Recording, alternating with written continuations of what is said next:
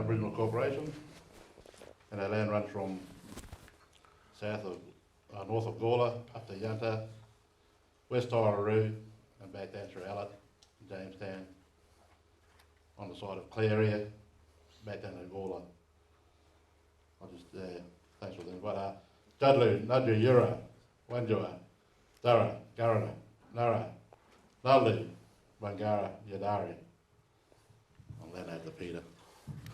Okay, welcome to Nudju country. Our people have been here for 60,000 years plus on this country, and so we welcome you all to it. Now, what I'd like to talk a little bit more about is in regards to what you'll hear about today, and that's your soil and your, replenishing the nutrients in the ground and the life back in the ground, as in the fungi and bacteria. And one way our old people done this was through fire. There's 4 ingredients that evolved Australia to what you see today, and that was the trees, the native grasses, the people, and the fire.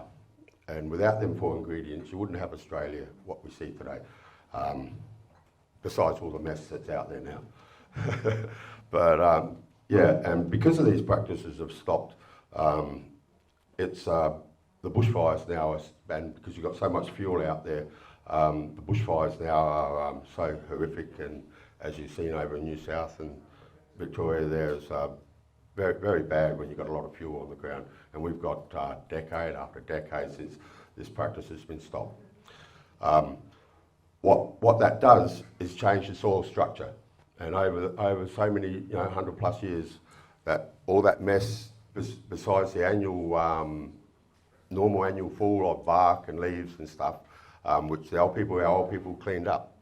There's all different stands of plants, so all the different stands, they do the mallee, then the melaleuca, and then your grasslands, and you've got all different sorts of country. You've got spot burn country, you've got mixed burn country, you've got no burn country, and you've got burning country, and it's all done at different times of the year.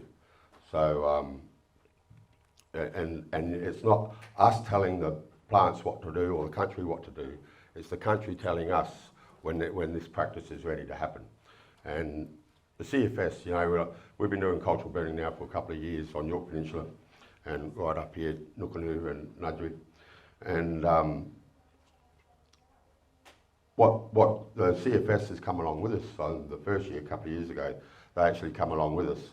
And you'd have old fellas that have been in the CFS for 30, 40 years, standing in the background, sort of with the attitude, set in his ways, can't tell me about fire. I've been fighting fires for 30, 40 years. Well, the CFS's policies, they got policies of so much buffer zones they got to put in every year and everything, and they do it at a time when they know it's going to catch on fire, when everything's dry and the weather's usually hot. And, so what that does, that heat that's created, sterilises your ground. There you go, you've got your buffer zone. The difference with cultural burning is it's done at a different time of the year, and it's done when the plant is half cured and the right moisture content in the ground. So what that does is supports the germination of new native grasses and native plants. It replenishes with your black ashes from your grasses. So you got that replenish the fungi and bacteria, in the ground, and create that life cycle to support that life cycle, because it's your fungi and your bacteria that help your native grasses and the link between your native grasses and the trees. Years ago, the only thing that used to be under all our big parent trees was grasses, and now because of that soil structure being allowed to change, it's allowed all the introduced plants into Australia growing in underneath them, as well as everywhere else. But even their own species allowed to come in and grow underneath them and suck that moisture out of the ground and challenge the parent plant. Then parent plants, your big trees, they're like the elders of the country.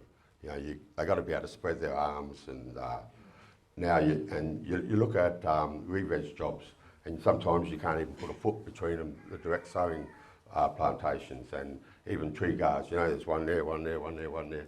Them trees are never going to be able to grow healthily and support themselves. You know, and plus there's no room for grasses either, and it's the grasses and your trees are the most important part of taking care of the soil. So one thing I noticed yesterday from a gentleman I'm looking at just down the front here, he was talking about cover crops, and I'd never seen, I'm not a farmer, so I've never seen any talk about cover crops and growing actual grains in amongst native grasses. And that practice would be where, being the native grasses, once you've harvested the crop, you can, at the right time, you can support the native grasses and really fix that soil up as well at the same time. You got, because you've got two different sorts of ashes and smoke. You know, you got your white ash with black smoke, that's your hardwoody plants. And then you got white smoke with black ash, that's your grasses. The black ash is very healthy for your soil. The white ash, obviously, it tells it burnt hot, so you know, damage has been done wherever the white ash is. You're doing damage to your soil, you're doing damage to the root stock of your plants, they won't regenerate. So what you're going to hear today is all about what happens with the life in the soil. Even yesterday about crops where you dress the paddock. Well, that's the same with cultural burning. You burn an area and then you let it rest, and you go to another area that can support you. You know?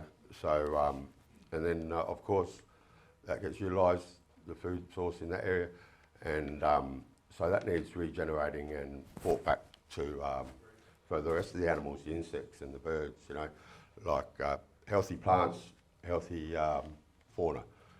Healthy fauna and plants, healthy people, healthy country. Okay, so everything is connected, and especially in regards to the soil, that link with the fungi and the bacteria, and with the plants and the trees, that is, they're all connected, and so what supports that is your fire. You know, they've evolved. You can tell when a plant has not evolved with fire. Just a few licks of a cold flame will knock him off. So. And those plants that have evolved and belong there, the fire will choose what plants stay and what plants don't. And that's the correct way, because that's the plants that have evolved to deal with the fire. You know, 60,000 years they've been evolving to deal with fire. So you can always tell if it belongs or if it doesn't just from a cold flame. So just if you can just keep that in mind, and